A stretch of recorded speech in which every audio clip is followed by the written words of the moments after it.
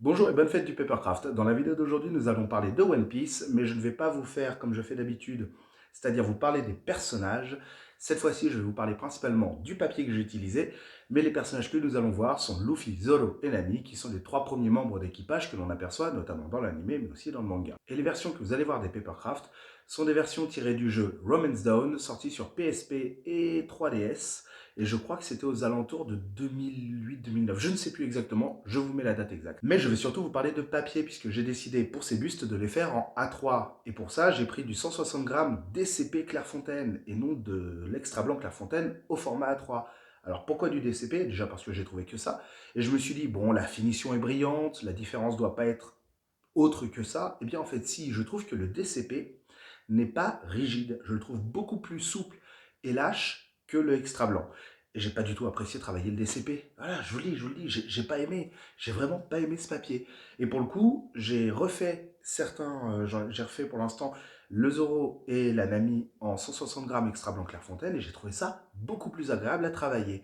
Voilà, donc j'ai beaucoup me répéter au cours des vidéos, je vous invite surtout à regarder celui sur Nami, puisque c'est là où je donne le plus d'informations sur comment j'ai fait mes renfos, etc.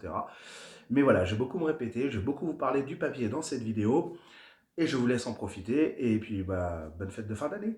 Et on va commencer par Nami. Alors sachez que celle-là c'est la V2, puisque j'ai déjà fait une première version où j'ai utilisé du papier A3 en 160 grammes DCP. Ce que je vous expliquais en début de vidéo, je n'aime absolument pas ce papier. Et ça c'est la V2 où je l'ai fait au format A4 sur du 160 grammes extra blanc Clairefontaine. Car oui, je vous le rappelle, vous aurez deux téléchargements possibles, enfin 4 fichiers en tout. Une version avec et sans ligne forcément, mais deux fichiers différents, la version A3 et la version A4. Et pour le coup, j'ai utilisé du papier, donc 160 grammes extra blanc Clairefontaine pour tout le personnage, excepté pour les cheveux où c'est du 160 grammes trophée jaune. Voilà, comme ça je suis resté sur du 160 grammes. À l'intérieur, cependant, il y a du 250 grammes DCP parce qu'il m'en restait et que je ne sais pas quoi en faire d'autre à part l'utiliser comme renfort. Renfort, je rappelle, ça sert effectivement à maintenir le personnage dans l'état, surtout à ce qu'il tienne un peu plus longtemps dans le temps, un peu plus longtemps dans le temps, mais surtout, c'est pour garder la forme générale de la pièce. Vous remarquerez aussi que Mademoiselle est quand même bien développée, hein, c'est du haut de ses 17 ans. Eh bien, c'est surtout que c'est tiré de l'animé, le modèle 3D est tiré de l'animé, donc elle est un tout petit peu plus généreuse qu'elle ne l'est dans le manga. Mais bon, on ne va pas forcément s'en plaindre. Pour terminer, j'ai dû mettre environ 8 heures pour faire ce personnage. Il faut savoir une chose, c'est que les cheveux ne sont pas attachés au corps sur le modèle 3D. Il faudra donc voir à quel endroit se place quelle mèche de cheveux au début. Parce que les cheveux ici, devant, là au niveau de la mèche, juste ici, eh bien c'est collé sur le front.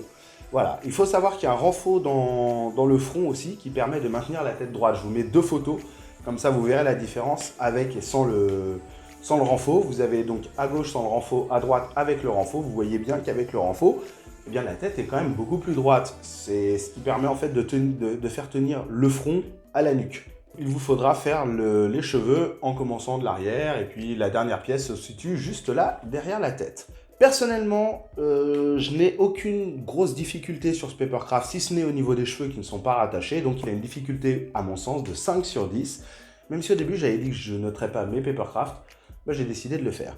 Je vais aussi vous parler du petit log pose qui est fourni avec. Alors le log pose, pour ceux qui ne savent pas, c'est un instrument de navigation sur là où ils vont, sur Grand Line.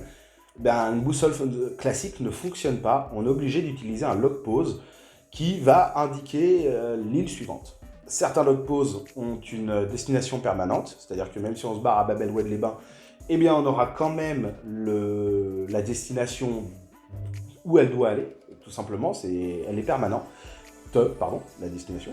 Ou alors, il y en a qui doivent se recharger, ça peut prendre entre quelques heures à quelques années. Ouais, tout simplement. Il y a le petit log pose qui est fourni avec, et pour information, bah, vous n'êtes pas obligé de le faire, mais je le trouve sympathique, il va bien, et ça, c'est la taille du poignet de la Miss. Voilà. Amusez-vous bien, vous l'aurez dans 2 semaines. Et puis, bah, tout de suite pour le Zoro. Et nous voilà avec le Zoro. Alors, même chose que les autres, hein, le buste a été taillé au niveau des bras et au niveau du torse. J'ai mis à l'intérieur ici du carton plume, donc pour que ce soit bien plat. Comme ça, quand il se pose, il est bien posé à plat, il n'y a pas de souci. Et ensuite, en termes de construction, c'est le plus simple. Désolé, le micro est juste là, je vous ai fait le frottement, c'était un peu désagréable.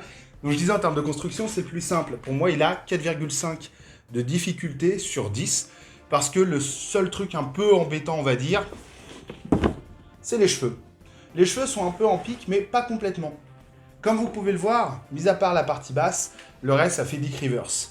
L'idée, j'aurais très bien pu le faire blanc en plus pour économiser de l'impression, mais je les ai laissés en vert, en texturé, voilà, tout simplement. Puisque de toute façon, vous avez le chapeau qui vient se mettre comme ça. Ce qu'il y a de compliqué dans ce papercraft, vraiment, hein, le plus dur, c'est au niveau de l'intérieur du col. Et c'est tout. Tout le reste est d'une simplicité, mais vraiment, c'est très simple.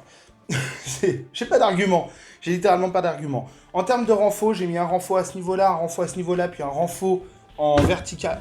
Oh, je t'ai mis un petit coup, pardon. Un petit renfort en vertical ici, puis jusqu'au niveau du cou. Et un autre ici, et après dans la tête, et c'est tout. L'avantage, c'est que lui n'a pas les cheveux qui sont désolidarisés, vous avez les cheveux qui sont reliés directement à la tête.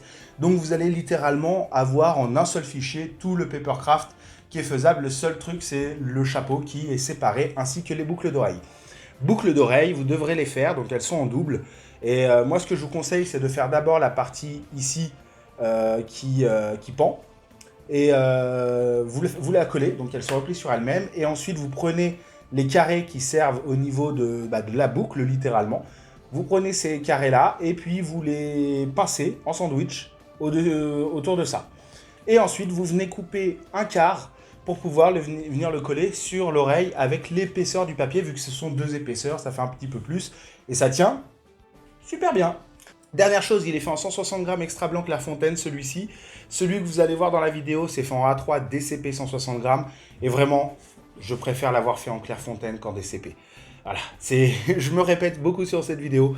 Mais enfin en Clairefontaine, non, les deux c'est du Clairefontaine, mais je vais en extra blanc qu'en DCP. Comme je vous dis, je me répète beaucoup dans cette vidéo, mais j'avais vraiment envie que vous compreniez que j'ai pas du tout apprécié travailler le DCP, alors que pourtant, c'est le même grammage. Allez, on passe au Luffy. Et nous voici avec le troisième et dernier buste, celui de Luffy. Alors, j'ai oublié de vous le dire dans les deux autres, pour les deux autres bustes, mais dans la base, moi, ce que je vous conseille de faire quand vous faites la base, avant de venir mettre votre première ligne autour de la base, vous prenez du carton plume ou du gros carton ou un truc assez rigide et vous venez le coller à l'intérieur, ce qui va permettre de planéifier la base, parce que surtout sur Nami et Zoro, eh bien la base elle a tendance à un petit peu gondoler.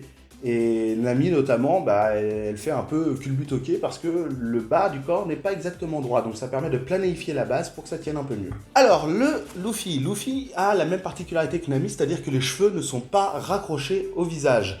Par conséquent, il vous faudra partir de la base en dessous, simplement, et de trouver de voir quelle pièce s'accroche au niveau de la nuque. De plus, celui-ci donc est fait en DCP, c'est la version 1, contrairement à la Nami Ozoro que je vous ai présenté qui était les versions 2 en A4, 160 grammes extra blanc Clairefontaine. Celui-ci était fait en A3, 160 grammes DCP. Et à l'intérieur, pour le renfort, j'ai utilisé du 185 grammes Canson que j'avais en stock. Il n'y a pas beaucoup de difficultés, mais comme le Nami, je lui donne la note de 5 sur 10 parce que les cheveux ne sont pas rattachés et que c'est juste un petit coup à prendre pour savoir quelle pièce va où au début. De plus, avec tous les pics, ça c'est chiant à faire, on va pas se mentir.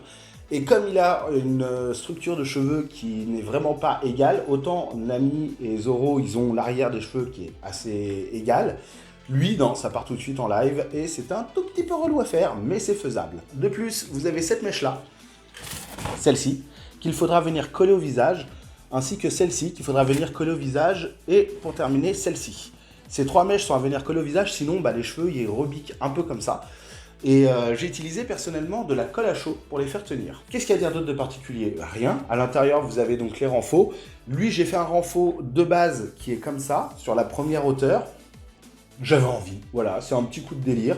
J'ai fait un renfort comme ça, et le renfort, je l'ai scindé en deux au niveau de la languette, pour mettre un côté à droite, un côté à gauche, pour faire en fait une double languette. Oui, histoire de répartir le poids, mais ça ne sert strictement à rien d'autre que mon problème à moi qui veut que ce soit un peu, comment dire, un peu asymétrique, non, pas asymétrique justement, symétrique, voilà. Sinon, l'autre principale difficulté, c'est pas tant le col, contrairement aux Zoro, c'est qu'il a un petit col ici, ça va, il est facile à faire, mais il a aussi le contour au niveau des épaules, qu'il faudra faire et qui est pas très chiant, par laquelle il faudra, une étape par laquelle il faudra passer, je n'arrive plus à parler. Le gros point le plus compliqué, c'est son chapeau. Oui, il est gigantesque le chapeau.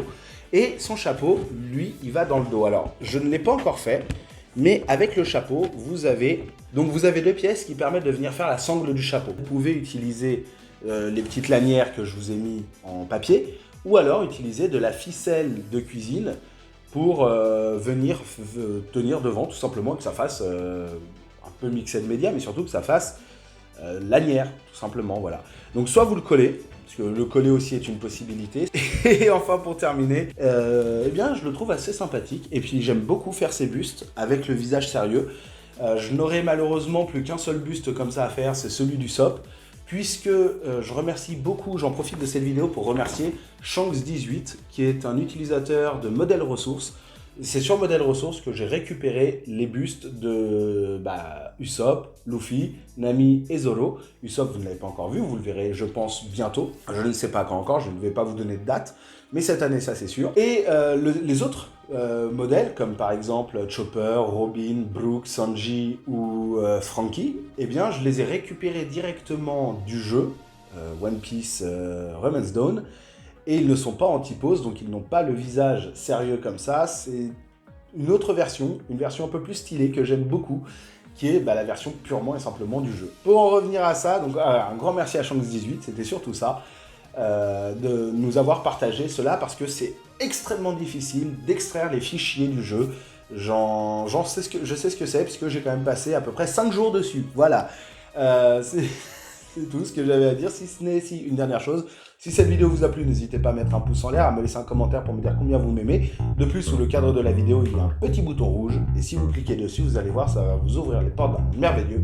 C'est celui du Papercraft. Sur ce, moi je vous retrouve très bientôt pour de nouvelles aventures. Et n'oubliez pas, vous allez dans 2 semaines pouvoir télécharger Nami. Puis 2 semaines après Zoro. Et 2 semaines après, le petit Luffy. Allez, salut tout le monde.